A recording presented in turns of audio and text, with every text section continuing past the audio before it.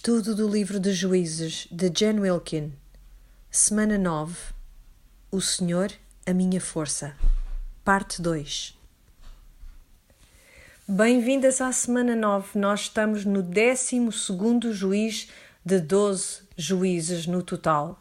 Na semana passada vimos um pouco do que foi a primeira parte da vida de Sansão. Ouvimos falar no anúncio que o anjo trouxe à mãe de Sansão.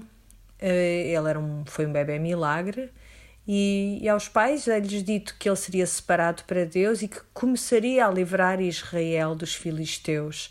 Depois vemos como ele cresce e se torna num jovem que, deu muitos sinais de problemas.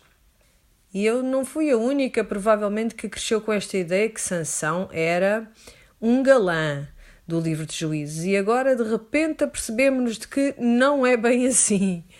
Na verdade, ele era, um grande rufia, arranjava grandes confusões. Na semana passada vimos que ele quis casar com uma mulher filisteia e disse aos pais que a arranjassem para ele porque ela lhe agradava aos seus olhos e que ele não se importa com o facto de o Senhor estar a usá-lo apesar dele mesmo, da pessoa que ele era, em vez de o usar por causa da pessoa em que ele se tinha tornado.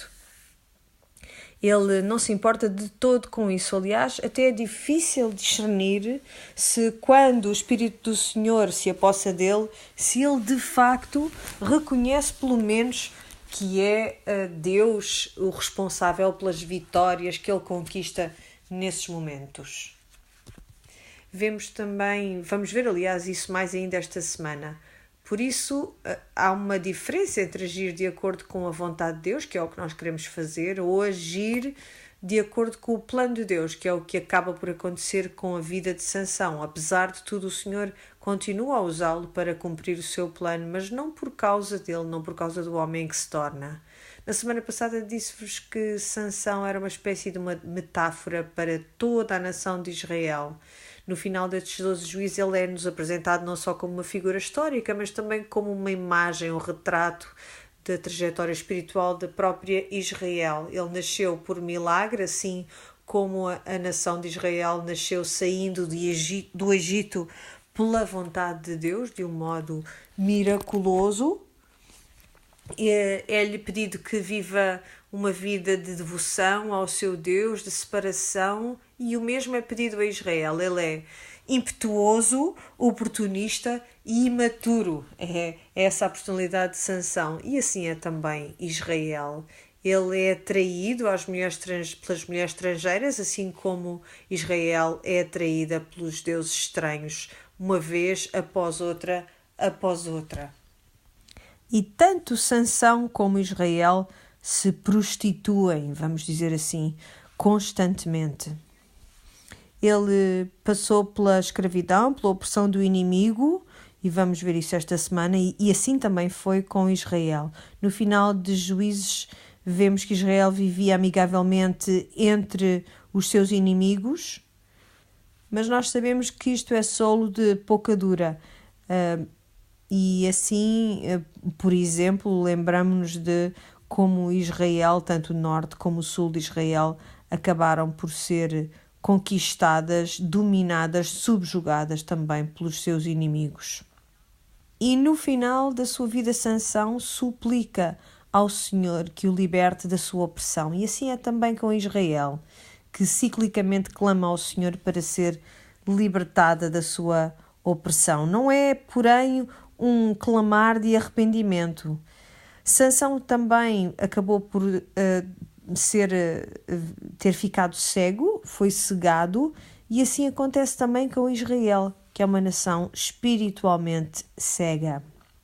E tanto Sansão como Israel acabaram por ser livrados por Deus, pelo Senhor Jeová, sem terem nenhum mérito nisso.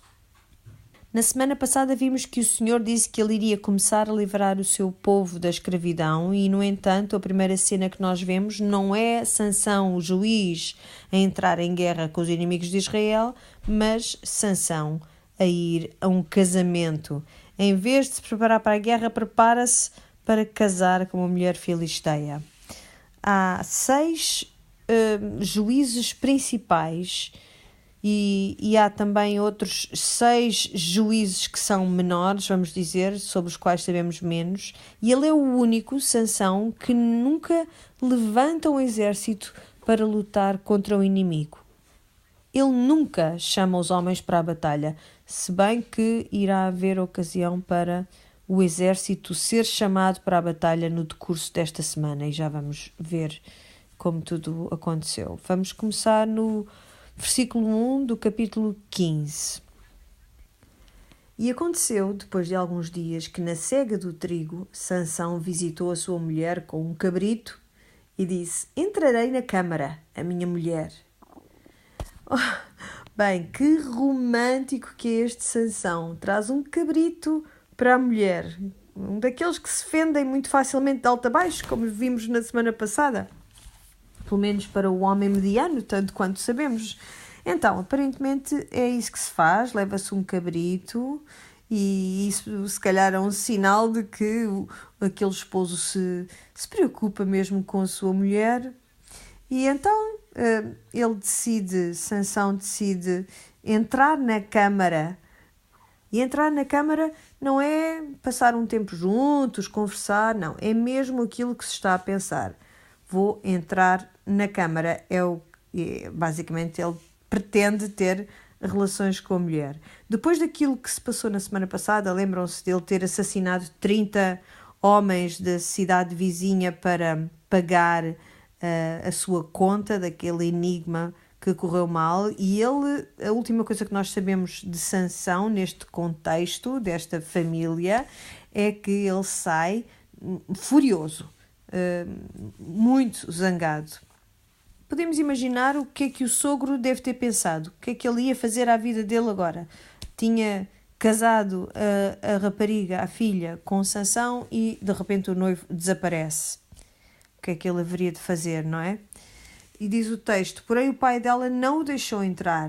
Versículo 2: porque disse seu pai: por certo, dizia eu, que de tudo a aborrecias, de sorte que a dei ao teu companheiro. Porém não é a sua irmã mais nova, mais formosa do que ela? Eu não sei se é possível os homens tornarem-se mais odiosos do que já se têm tornado ao longo desta história.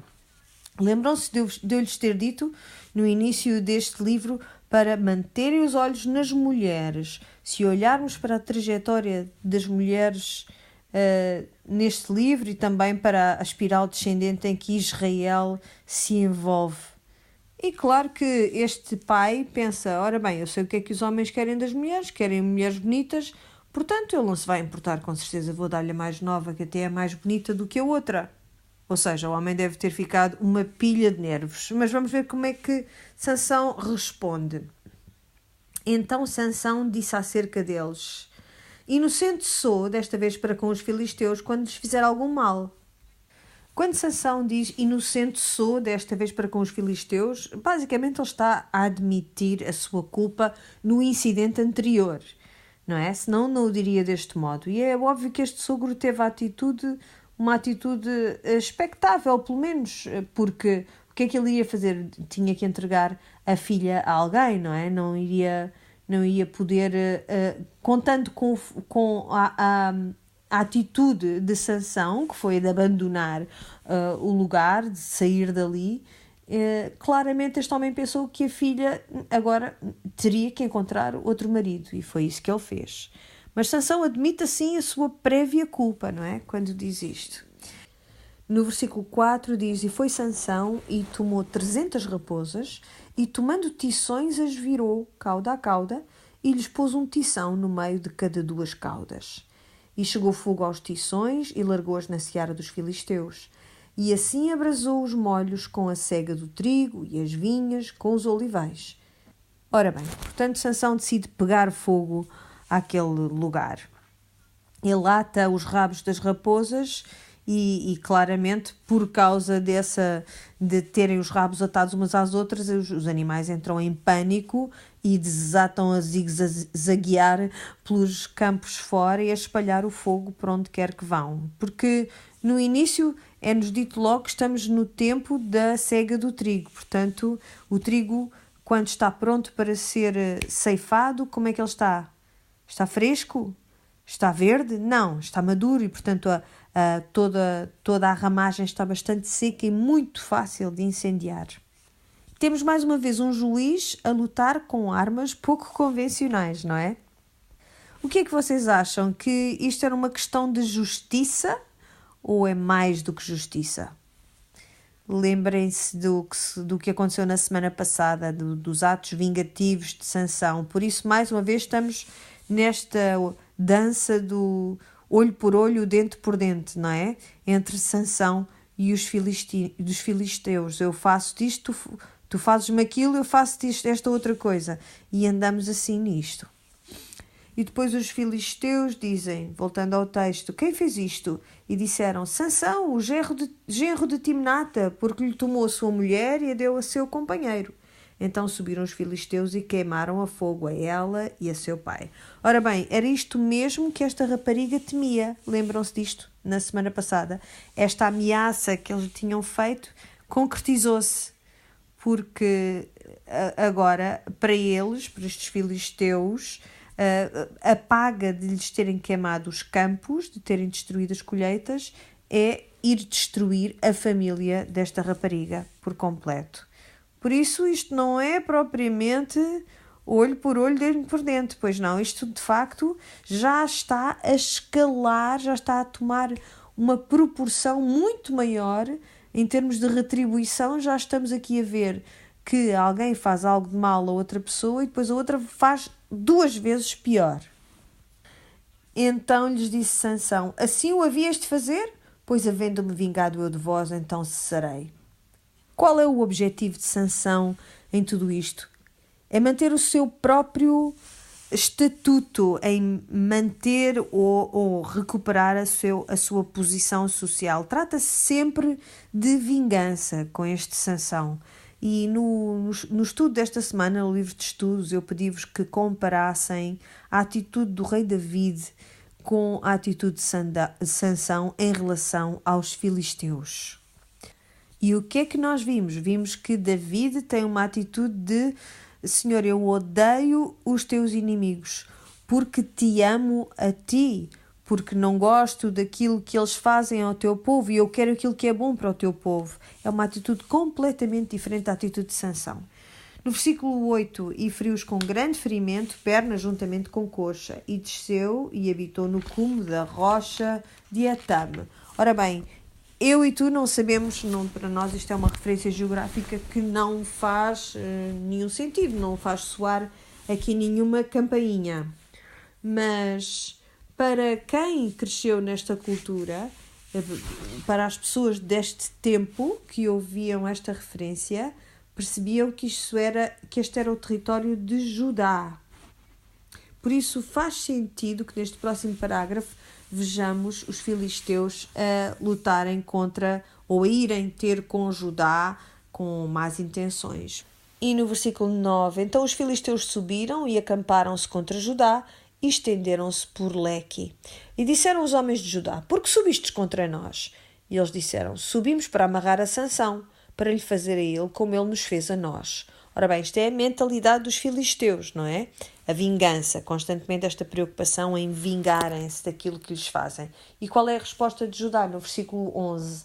Então 3.000 homens de Judá desceram até à cova da rocha de Etam e disseram a Sansão, não sabias tu que os filisteus dominam sobre nós?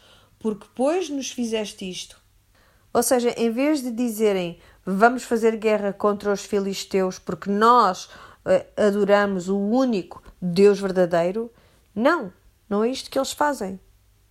A tribo de Judá levanta um exército para ir e capturar aquele a quem Deus designou como seu libertador, para os libertar da escravidão dos filisteus. E é este o único exército que é levantado por Israel nesta secção do livro de Juízes. Este exército que vai tentar capturar aquele que o Senhor, o Deus de Israel, levantou para os libertar. Por isso eles vão ter com Sansão e dizem, Não sabias tu que os filisteus dominam sobre nós? Porque, pois, nos fizeste isto? Vêem como eles estão a queixar? Eles preferiam viver em paz com os seus inimigos do que ter a verdadeira liberdade que encontramos quando adoramos o verdadeiro Deus. Eles preferem a paz com os filisteus. Porquê é que estás a dar cabo das coisas para nós? Sansão, acalma-te. A coisa está controlada. E diz-lhes Sansão: assim como eles me fizeram a mim, eu lhes fiz a eles. Será que isto é verdade? Não. Aqui já não se trata de facto em pagar na mesma moeda. E façam o contraste da regra de ouro que Jesus nos deu no Novo Testamento. Faz aos outros aquilo que queres que te façam a ti. Assim como tu queres que te façam a ti. Muitas vezes eu já vos disse isto. Como é que nós queremos ser tratadas? Com justiça por parte dos outros? Nós achamos que sim, mas será que é isso mesmo que nós queremos? Se eu te perguntasse qual seria o teu dia perfeito, como é que o passarias? É provável que isto envolvesse pessoas a tomarem conta de ti, tratarem de ti, mimarem-te, limarem-te as unhas dos pés, pintarem-nas com florzinhas, fazerem-te massagens, ou servirem-te refeições ou píparas num belo restaurante. O teu dia perfeito seria provavelmente não ser tratada com justiça, mas ser tratada com preferência. É isso que nós queremos. Queremos tratamento preferencial e não tratamento justo. E o modo como nós olhamos para a regra de ouro é completamente errado. Não se trata aqui de tu ofereces-me isto, eu vou-te oferecer a mesma coisa. Tu fazes-me aquilo, eu vou tentar fazer a mesma coisa. Não é disso que se trata. Isso é nivelar mesmo muito por baixo aquilo que de facto é a regra de ouro. Isso é uma mentalidade de pobreza. Aquilo que nós falamos aqui é uma medida muito mais generosa. É isso que é proposto, não é fazer a mesma coisa que me fizeram a mim. É fazer melhor, é dar-lhe melhor do que aquilo que eles merecem. Isto é tão diferente. Se qualquer um destes dois lados, dos filisteus, ou de Judá, ou de Sansão, utilizassem esta mesma medida de generosidade, quão diferente seria esta história? E no versículo 12 diz: e disseram-lhe, descemos para te amarrar, para te entregar nas mãos dos filisteus. E Sansão diz, então vá lá, vamos lá. Não, isto é muito estranho. E então Sansão lhes disse, jurai-me que vós mesmos não me acometereis. E eles lhe falaram dizendo, não, mas fortemente te amarraremos e te entregaremos na sua mão. Porém, de maneira nenhuma te mataremos. E amarraram-no com 2 cordas novas e fizeram-no subir da rocha. Porquê que Sansão aceita esta proposta como se não fosse nada? Não se preocupa minimamente com esta ideia dos homens de Judá. Porque ele está certo que o Senhor vai sempre aparecer e que o vai safar, que lhe vai dar a força a que ele está habituado. Ele sente-se com direito até a reclamar essa ajuda do Senhor. Ele acredita que esta força, na verdade, está no seu cabelo. É isso que ele acredita. E vamos ver se isso é verdade ou não. Mas olhem bem para Judá. Lembram-se de Judá do capítulo 1? Aquela tribo que no capítulo 1 de Juízes disse, vamos lá, vamos tomar a terra, quem é que está connosco? E foram e fizeram aquilo que o Senhor lhes pediu. Todas as histórias que nós ouvimos no capítulo 1, de todas as tribos e o modo como elas se comportaram, Judá era aquela que liderava pelo bom exemplo. Vejam lá como é que eles estão a comportar agora. Sem coluna vertebral, uns invertebrados autênticos. O seu mote é, nós não nos atrevemos a deixar de ter fé dos filisteus. Em vez de, nós não nos atrevemos a deixar de ter fé no verdadeiro Deus. Por isso a espiral continua a descer. E no versículo 14 diz, e vindo ele a Lequi, os filisteus lhe saíram ao encontro, jubilando. Porém o Espírito do Senhor possantemente se apossou dele e as cordas que ele tinha nos braços se tornaram como fios de linho que estão queimados do fogo. E as suas amarraduras eles se desfizeram das suas mãos. E achou uma queixada fresca de um jumento e estendeu a sua mão e tomou-a, feriu com ela 1000 homens. Ora bem, mais um exemplo de como se usam armas que não são convencionais. Mas isto, se calhar, convém-nos olhar mesmo bem para aquilo que diz o texto, porque há algo aqui que nos pode escapar. O que é que diz aqui? Com uma queixada de jumento, queixada fresca de um jumento, estendeu a sua mão e tomou e feriu com ela 1000 homens. Ora bem, queixada fresca de jumento. Alguma vez encontraram o crânio de um animal, sei lá, numa zona mais desértica, mais seca? O que é que nós sabemos? Quando olhamos para uma caveira que já está há muito tempo ao ar livre a decompor-se, não é? O que é que lhe falta normalmente? São os dentes, não é? Mas esta arma é muito mais poderosa, fere muito mais, porque ainda estão lá, ainda tem dentes. Mas vamos olhar para outra questão. Uma queixada fresca de jumento necessariamente vem de algo que Sansão não é suposto tocar, certo? Lembram-se? Mais uma vez, não só ele assume que o Senhor vai aparecer e livrá-lo, mas ele assume que o Senhor vai aparecer e livrá-lo e ajudá-lo, mesmo que ele esteja a pisar o risco o tempo todo. Eu vou tocar num cadáver e não me importa o que o Senhor pensa disso. E mesmo assim, o Senhor o livra. Porquê? Ainda não chegamos lá. Esperem um bocadinho. Então, depois ele canta uma canção sobre esta queixada. E diz, com uma queixada de jumento, 2 montões. Com uma queixada de jumento, feria 1000 homens.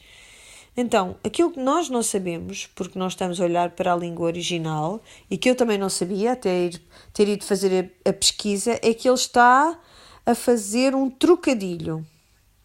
Porque no original, em hebraico, as palavras jumento e montões são palavras muito parecidas.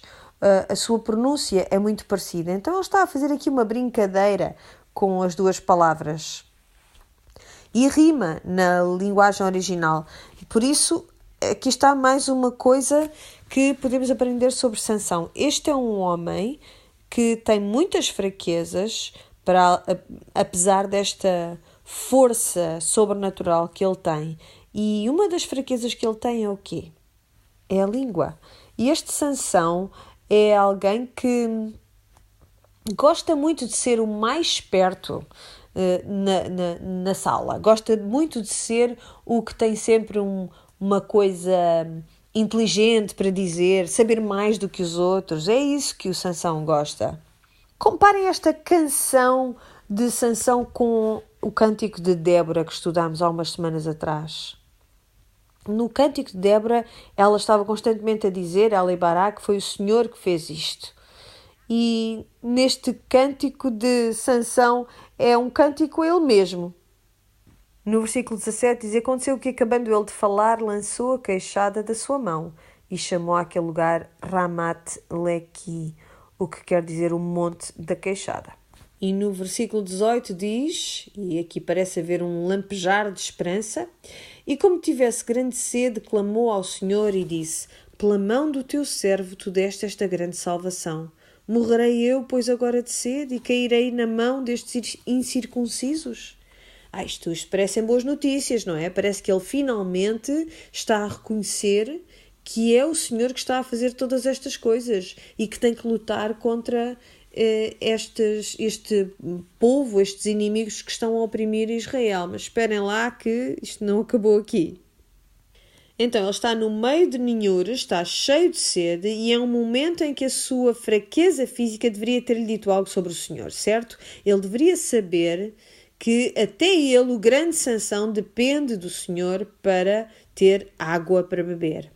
Mas em vez de aprender a dependência do Senhor, ele está quase a tirar isto em cara a Deus. Então agora vais deixar-me morrer de sede?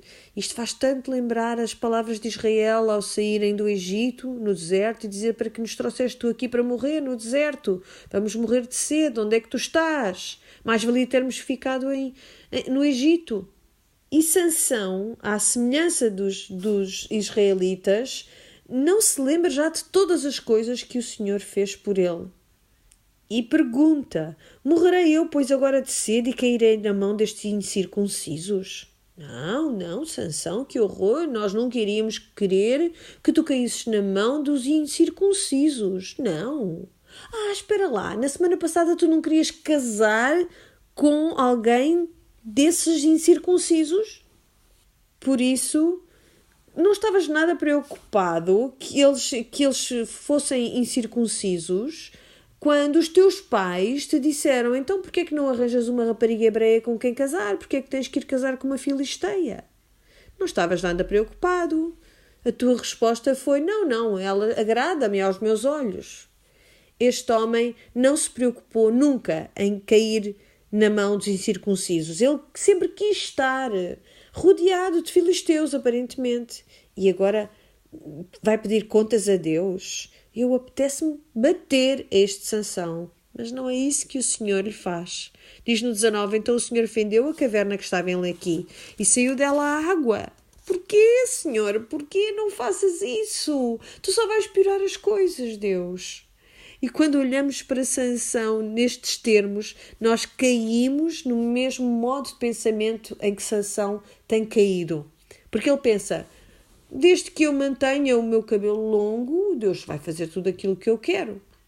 E nós pensamos que desde que não façamos nada de mal, o Senhor não nos vai dar as coisas que nós não merecemos. Mas Deus é um Deus que mostra para connosco amor preferencial. E porque é o nosso Pai do céu, Ele diz vez após vez: eu não te vou dar aquilo que tu mereces, eu já dei o que merecia a Cristo na cruz, todos receberam o castigo através de Cristo, por isso tu vais receber algo muito melhor. Recebes graça após graça após graça. E no dia em que tu disseres: isto aconteceu deste modo por alguma coisa que eu fiz, isso já deixas de estar debaixo da minha graça.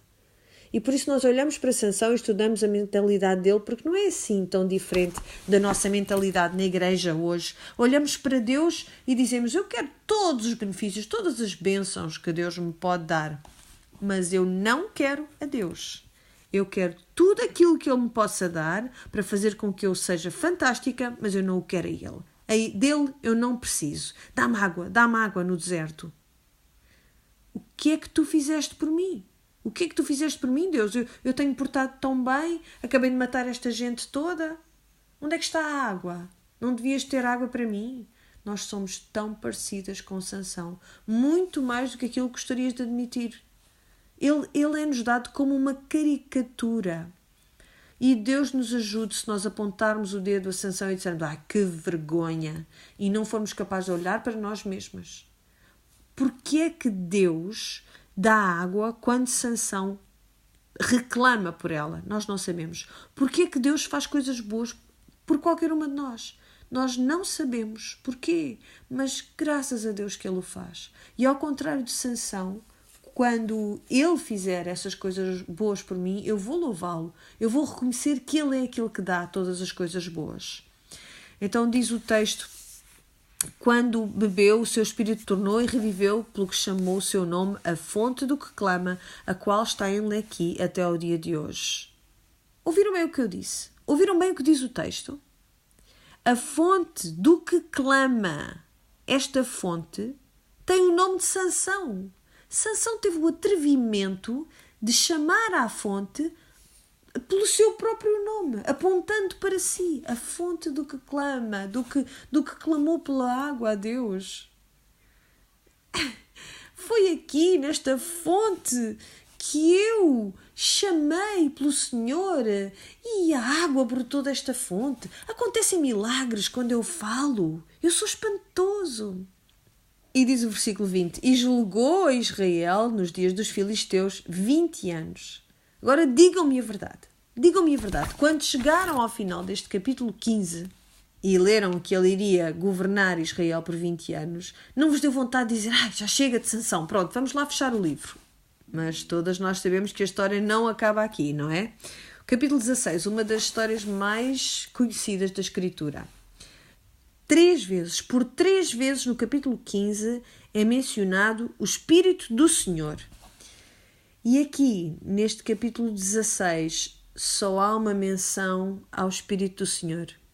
mas para dizer que Sansão não se apercebeu quando o Espírito do Senhor o deixou. Então a narrativa torna-se muito focada nestas duas pessoas, Sansão e Dalila, e já vamos a essa história, mas primeiro temos que ouvir esta outra história estranhíssima sobre a ida de Sansão a Gaza. E diz, e foi Sansão a Gaza e viu ali uma mulher prostituta e entrou a ela. Ora bem, cada vez mais previsível. Então, Gaza é 45 milhas, portanto quase 70 quilómetros do local onde ele estava. Então, mais uma vez vemos Sansão a operar a partir de sua sensualidade, não esperando por nada, não se importando com o seu voto de Nazireu. Alguns versículos atrás, ele estava a dizer que não a clamar a Deus, a reclamar a Deus, a dizer que não podia acreditar que Deus quisesse que ele fosse tomado pelos incircuncisos. E cá está ele, mais uma vez, no meio dos incircuncisos. E diz no versículo 2, e foi dito aos gazitas, Sansão entrou aqui, foram pois em roda e toda a noite lhe puseram espias à porta da cidade. Isto é interessante, ele vivia a uns 70 km daqui, por isso por aqui sabemos que a reputação dele se espalhou bastante e por todos ele era visto agora como o inimigo dos filisteus, por isso eles estavam à coca à espera dele. Porém, toda a noite estiveram sossegados, dizendo, até à luz da manhã esperaremos, então o mataremos. Porém, Sansão deitou-se até à meia-noite, e à meia-noite se levantou, e travou das portas da entrada da cidade, com ambas as ombreiras, e juntamente com a tranca as tomou, pondo-as sobre os ombros, e levou-as para cima, até ao cume do monte que está de fronte de Hebron. Ora bem, há duas maneiras de ler este versículo que fala sobre o que Sansão fez, levando as portas da entrada da cidade até ao cume de Hebron. Há duas maneiras de olhar para isto. Uma delas diz que ele carregou com elas 40 milhas, monte acima até Hebron. Outros entendem que o monte que ele subiu era um monte que apontava para Hebron. Eu não me importa como é que tu escolhas a ler este feito de Sansão. E é verdade que o primeiro feito é mais extraordinário do que o segundo, se olharmos para as duas interpretações. O que não há dúvida que a mão do Senhor tinha que estar aqui a agir a favor de Sansão, porque para agarrar nas portas da cidade, ali mesmo junto aos guardas, não é? E ter arrancado a porta do lugar em que estava colocada e ter conseguido levá-la por um monte acima é algo extraordinário. E porquê as portas da cidade? Lembram-se como eles tinham estas cidades moradas e arrancando estas portas e levando-as para longe, não só ele faz com que eles pareçam uma cambada de idiotas, mas também deixa a cidade completamente indefesa. Portanto, quem quer que seja que quisesse entrar por Gaza adentro, poderia tê-lo feito. E é por isso que esta referência está aqui. E porquê que o Senhor continua a dotá-lo de força miraculosa que ele está a usar nesta instância como uma espécie de fogo de sniper contra os filisteus. E é por isso que o texto diz que Sansão iria começar, que o anjo anunciou que Sansão iria começar a livrá-los dos filisteus, porque Sansão é assim uma espécie de ele não é um cão de fila, ele não os larga, volta e meia lá está ele a fazer alguma coisa contra os filisteus. Mas falo muitas vezes por razões muito egoístas. Por isso, olhando para a terceira mulher significativa na vida de Sansão, esta prostituta que não recebe nome, mas é a terceira mulher que entra na vida de Sansão, vemos que de facto esta é a fraqueza de Sansão. E os filisteus não estão desatentos a isto. Eles conhecem a força de Sansão, sim, mas também já perceberam qual é o lado por onde Sansão poderá partir. Eles arranjaram então uma arma secreta que é perfeita, e o nome desta arma é Dalila. Versículo 4. E depois disto, aconteceu que se afeiçoou a uma mulher do vale de Sorek, cujo nome era Dalila. Então os príncipes dos filisteus subiram a ela e lhe disseram: persuade-o e vê em que consiste a sua grande força e com que poderíamos assenhorear-nos dele e amarrá-lo para assim o afligirmos, e te daremos cada um 1.100 moedas de prata. Por isso, Dalila é abordada por estes príncipes dos filisteus. Havia 5 cidades-estado que compunham esta rede, vamos dizer, da sua nação.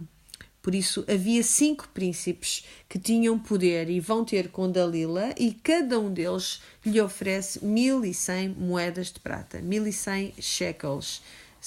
São 5.500 peças de prata. Isto não é fácil de se traduzir para quanto é que isto seria hoje em dia, ou até quanto seria naquela altura, mas aquilo que podemos dizer com segurança é que era uma grande quantidade de dinheiro, baseado noutros textos do Antigo Testamento em que o preço de algo é mencionado.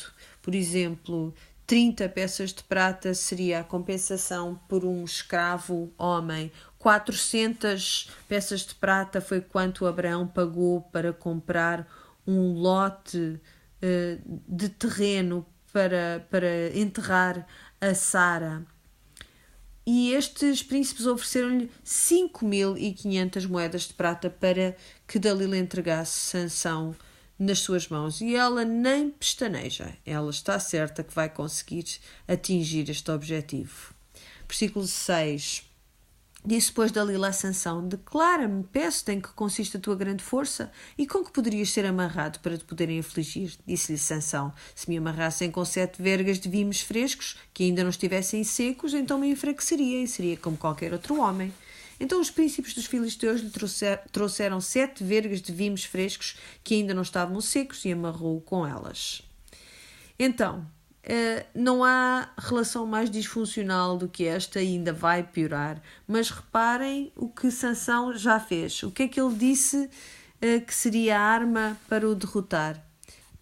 Se olharem para a tradução da BPT, têm uma ideia mais precisa, porque na BPT não diz vime. A BPT diz que Sansão respondeu: se me amarrarem com 7 cordas de arco umedecidas, ficarei fraco e o serei como qualquer outra pessoa. Sabem do que é que são feitas as cordas do arco ou as cordas do instrumento musical? São de tripa, é tripa seca.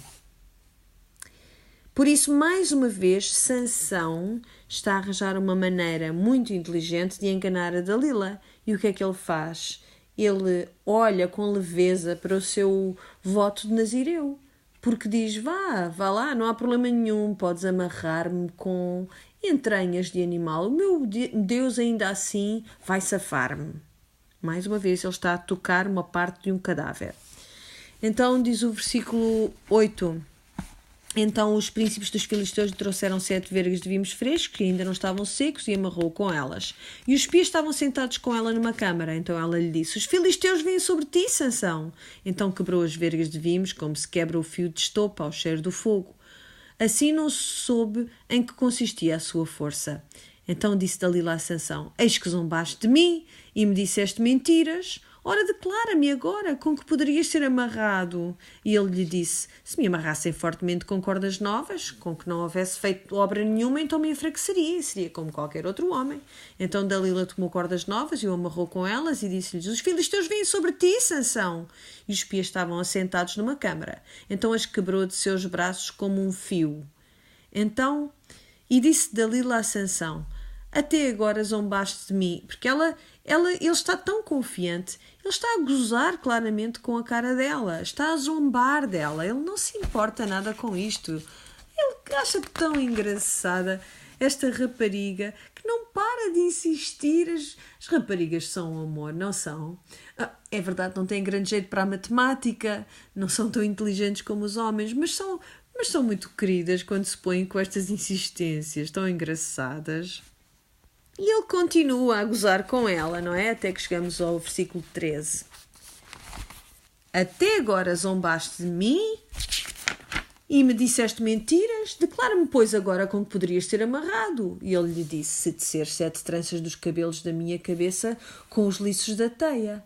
E ela as fixou com uma estaca e disse-lhe: os filisteus vêm sobre ti, Sansão. Então despertou do seu sono e arrancou a estaca das tranças tecidas juntamente com o liço da teia. Já viram como este Sansão está confiante? Uma das partes do voto de Nazireu era não cortar o seu cabelo, não é? E ele aqui está a arriscar a integridade do seu cabelo. Não está. Ele aqui podia ter-lhe corrido mal, podia ter arrancado uma parte do cabelo. O tal cabelo que ele acreditava que era a origem da sua força. Mas ele está tão à vontade, está tão confiante que até com isto ele brinca. Ou seja, ele está a tentar chegar o mais perto possível do limite sem nunca ultrapassar, não é? Isto é tão divertido, Dalila. Podíamos fazer isto o resto das nossas vidas, não era? Eu dizia-te uma coisa, tu tentavas, não resultava. Podíamos fazer disto uma brincadeira. Mas no versículo 15 ela lhe disse: como dirás, tenho-te amor, não estando comigo o teu coração? Já 3 vezes zombaste de mim e ainda me não declaraste em que consiste a tua força. E sucedeu que, importunando ela todos os dias, isto é muito familiar, ela fez o seu trabalho de casa, conhece as suas fraquezas, então importuna-o todos os dias com as suas palavras e, molestando-o, a sua alma se angustiou até à morte. Pois, é que vai mesmo ser até à morte. E descobriu-lhe todo o seu coração e disse-lhe: nunca subiu navalha à minha cabeça, porque sou nazireu de Deus desde o ventre de minha mãe. Se viesse a ser rapado, ir-se-ia de mim a minha força e me enfraqueceria, e seria como todos os mais homens.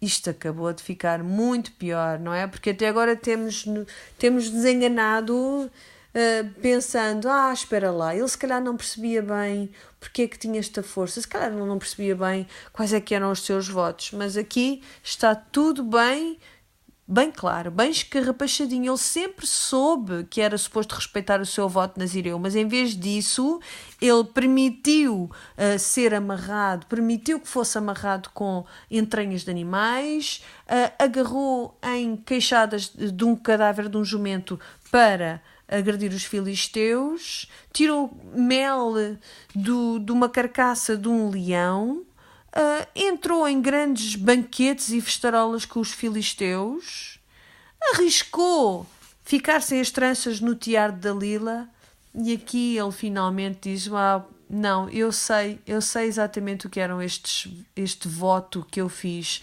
mas está tudo bem, está tudo certo. Será que ele tem razão? Será que é certo que se o cabelo for cortado ele vai ficar mesmo sem força? Ele acredita que a força vem do seu cabelo. Mas não, nem uma única coisa boa que lhe tenha acontecido aconteceu por causa dele, por ele ser quem ele é. Mas aconteceu tudo pela mão soberana do Senhor. Mas ele acredita que é ele que está a operar estas coisas. E depois diz no versículo 18: vendo depois Dalila que já lhe descobrira todo o seu coração, porque ela topa à distância, não é? E chamou os príncipes dos filisteus, dizendo: subi esta vez, porque agora me descobriu ele todo o seu coração. E os príncipes dos filisteus subiram a ela e trouxeram o dinheiro na sua mão. Ela está tão certa de que esta é a razão, a verdadeira resposta. Adormeceu nos joelhos dela, fez com que lhe rapassem o cabelo, diz no versículo 19. Então ela fez dormir sobre os seus joelhos e chamou-o a um homem, rapou-lhe as 7 tranças do cabelo da sua cabeça e começou a afligi-lo, e retirou-se dele a sua força.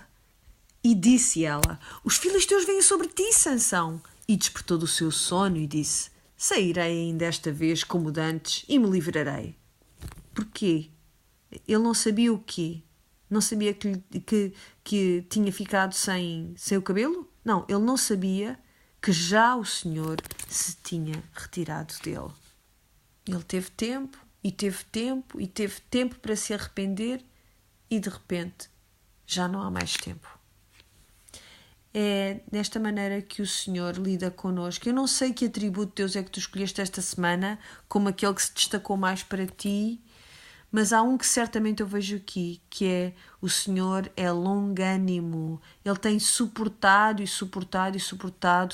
tudo o que Sansão tem feito por causa dos seus propósitos, que são maiores do que o próprio Sansão.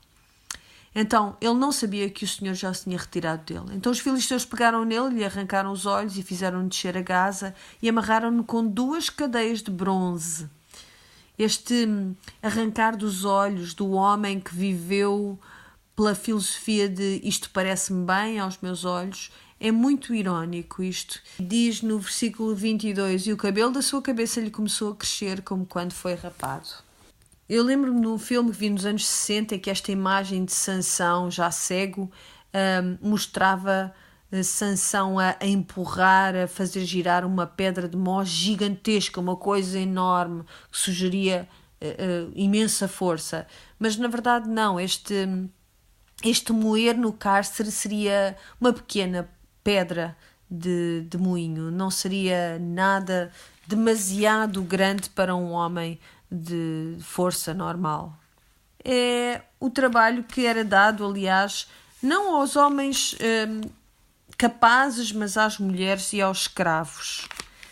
E no versículo 22 diz: o cabelo da sua cabeça lhe começou a crescer. E esta palavra que é utilizada, começou a crescer, é o mesmo verbo que foi utilizado para dizer que ele começaria a livrar o seu povo da opressão dos filisteus. Alguma coisa vai acontecer, não é? Versículo 23. Então os príncipes dos filisteus se ajuntaram para oferecer um grande sacrifício ao seu Deus Dagone e para se alegrarem, e diziam: nosso Deus nos entregou nas mãos a Sansão, nosso inimigo.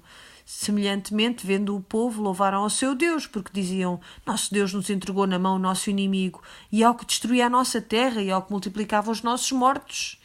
Que Deus é que deu Sansão, a que entregou Sansão nas mãos destes filisteus? Foi o nosso Deus é que o entregou na mão deles. E, ironicamente, vemos mais uma vez um cântico de Débora invertido, em que os filisteus estão a cantar uma canção ao seu Deus, uma canção que os israelitas costumavam cantar ao Deus, ao verdadeiro Deus, acerca dos filisteus. No livro de Josué, por exemplo, vemos isto vez após vez, este tipo de cântico. E de novo vimos também no livro de Juízes. Mas agora chegou a vez dos inimigos de Israel celebrarem. E no versículo 25 diz: e sucedeu que, alegrando-se-lhes o coração, disseram: chamai a Sansão para que brinque diante de nós. Ou seja, chama-no lá para nós gozarmos com este homem que era tão forte. E chamaram a Sansão do cárcere e brincou diante deles e fizeram-no estar em pé entre as colunas. Mais uma vez, no filme que eu vi há muito tempo atrás, com o Sansão cheio de músculos e com umas tranças muito compridas, este templo era um templo com umas colunas grossíssimas de mármore. Então, Sansão está entre 2 colunas, mas não é isso que o texto sugere aqui.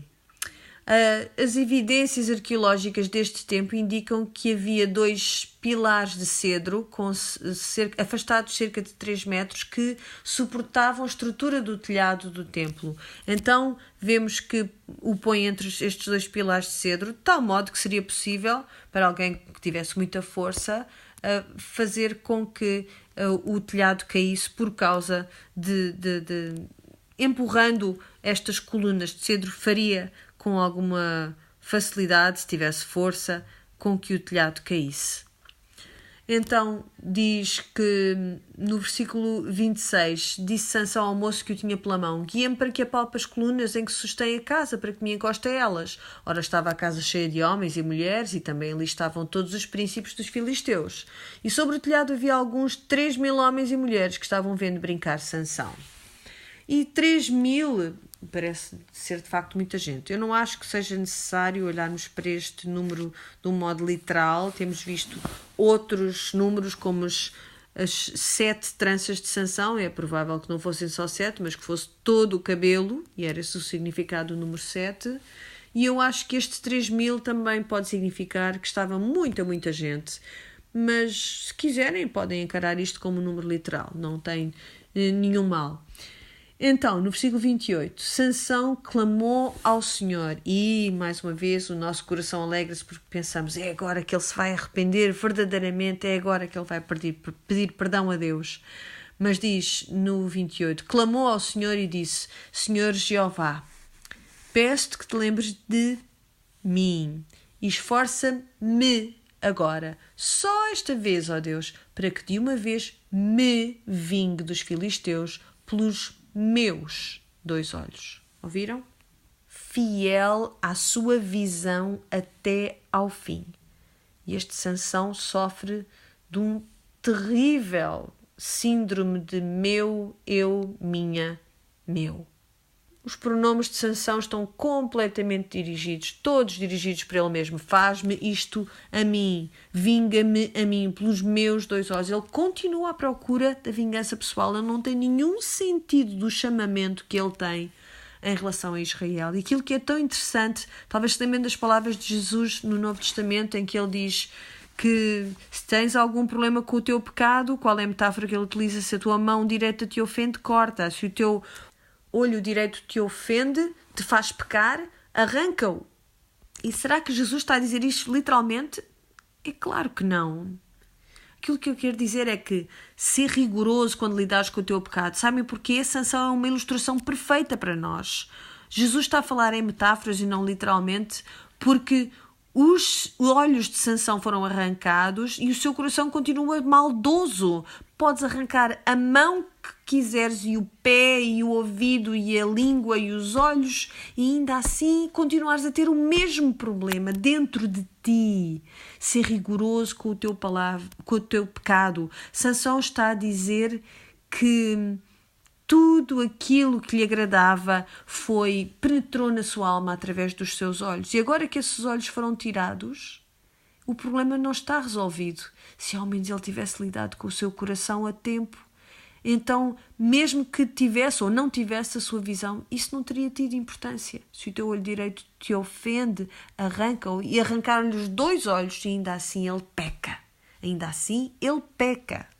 Versículo 29. Abraçou-se, pois, Sansão com as 2 colunas do meio em que se sustinha a casa e arrimou-se sobre elas, com a sua mão direita numa e com a sua esquerda na outra. E disse Sansão: morra eu com os filisteus. E inclinou-se com força e a casa caiu sobre os príncipes e sobre todo o povo que nela havia.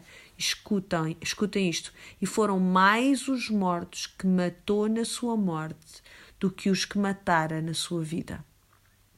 E quando lemos isto pensamos: pronto, ok, finalmente tudo ficou certo no fim, porque ele sacrificou-se a si mesmo e ele matou esta gente toda. Mas não, aquilo que está aqui a ser dito é que Sansão é um homem cujo epitáfio é: ele era mais útil a Deus morto do que foi em vida. Mais útil a Deus na morte do que foi em vida. Eu não quero ser assim. Eu quero caminhar em obediência, com alegria, agora mesmo. Eu quero estar tão apaixonada com a visão do Senhor, alto e exaltado, que é paciente comigo e providencia para com as minhas necessidades, que na minha fraqueza me faz forte. Eu quero servir esse Deus e quero sentir alegria. Eu não quero que digam que na minha morte eu alcancei mais sucessos do que em vida. Há um verdadeiro e melhor juiz para o qual Sansão nos aponta. E é muito difícil, custa acreditar e perceber como ele nos aponta para esse outro juiz melhor. Mas todas estas ligações foram estabelecidas para nós desde o início da história. Anunciaram o seu nascimento através de um anjo, ele foi separado para o Senhor. Todas estas coisas nós sabemos que aconteceu com o Jesus que nós conhecemos, o nosso Deus. Mas em tudo o resto ele portou-se como o anticristo, no modo como ele se portou. E aqui nós vemos que ele sofre e morre por causa da sua desobediência. Mas o nosso verdadeiro e melhor juiz, Jesus Cristo, sofre a morte por causa da tua desobediência e da minha desobediência. Ele arca com as consequências. Sim, na sua vida e na sua morte, ele alcança muito. Ele é o verdadeiro e melhor juiz.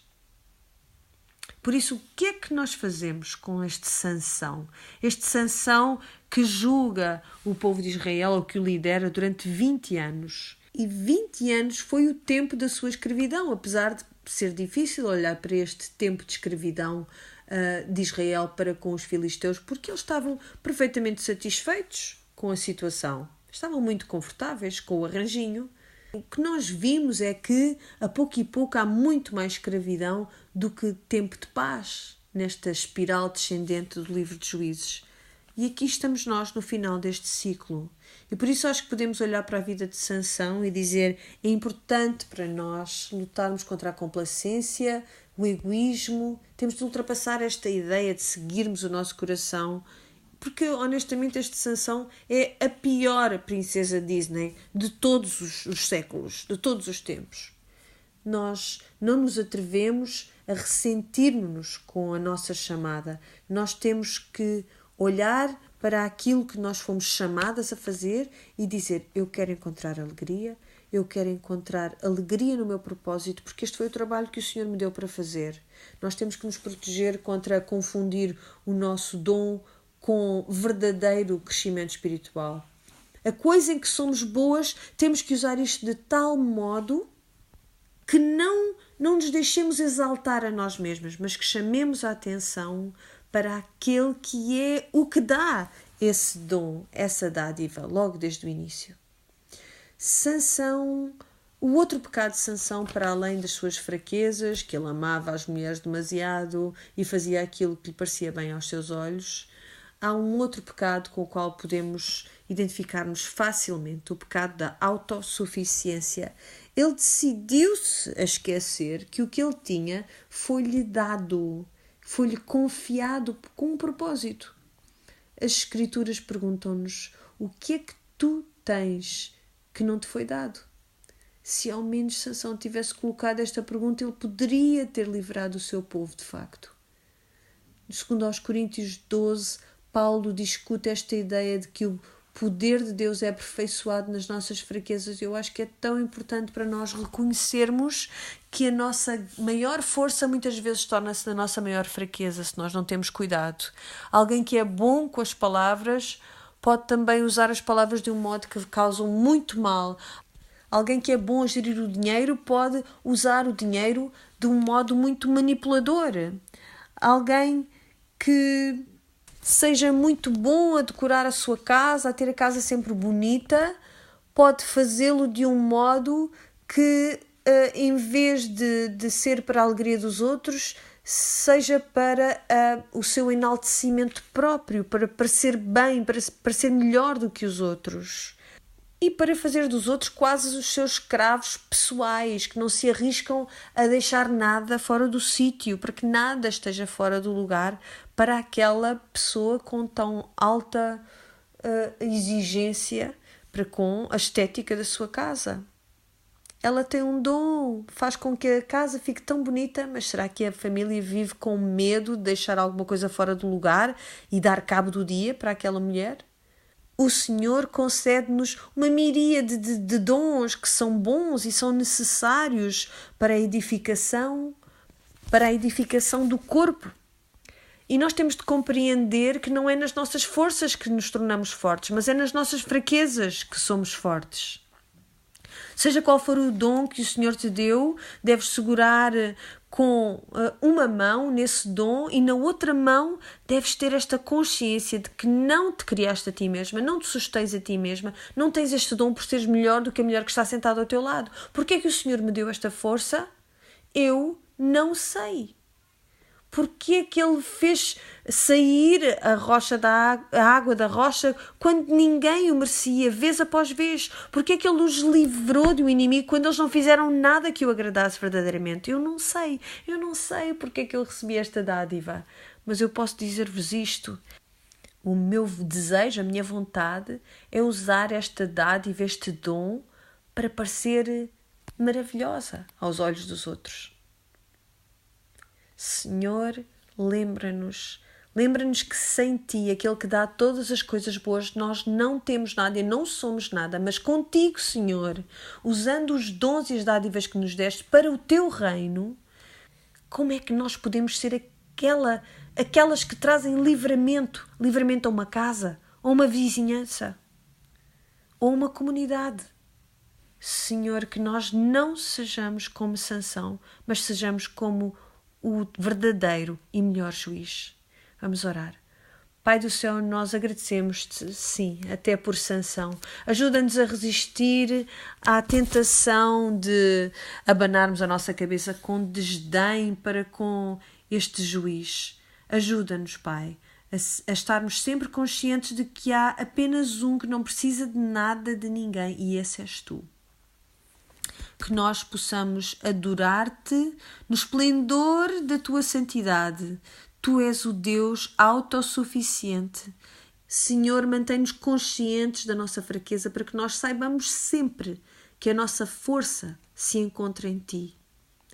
O único lugar em que a nossa sede espiritual pode ser saciada é pela água que sai da rocha do nosso Redentor. E nós pedimos todas estas coisas no nome do nosso Senhor Jesus Cristo. Amém.